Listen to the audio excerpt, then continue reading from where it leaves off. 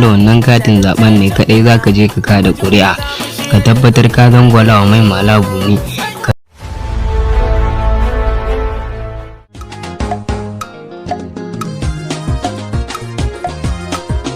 Hai jama'ar nan, shin a cikin kuwa ke tsoron Allah? Na ce a cikin kuwa ke tsoron Allah? Kana ji na?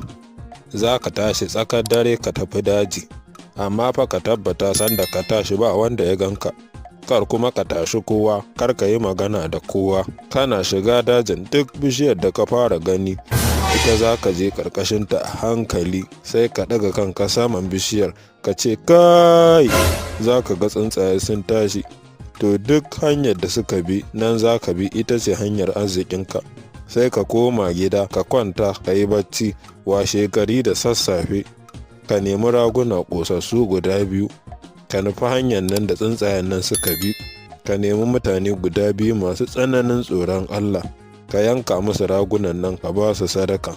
Za ka samu arziki mai tarin yawa, za kuma ka samu dukiya mai ɗimbin yawa. Duk kasuwancin da kake kuma zai haɓaka.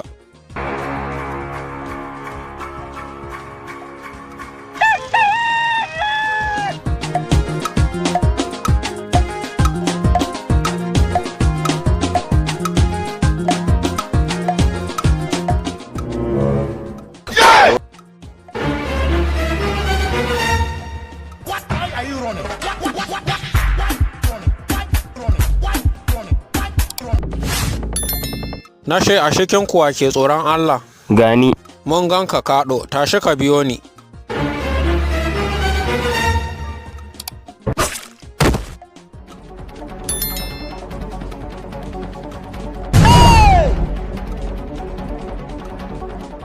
Liman. Na'am? Ladan. Na'am? A cikin kuwa ke tsoron Allah? Gashi nan. Injuwa, haka na faɗa maka? Ba Ladan, haka muka yi da kai? Tallahi ƙarya yake mu. Shi kenan sai a buga mu a rediyo.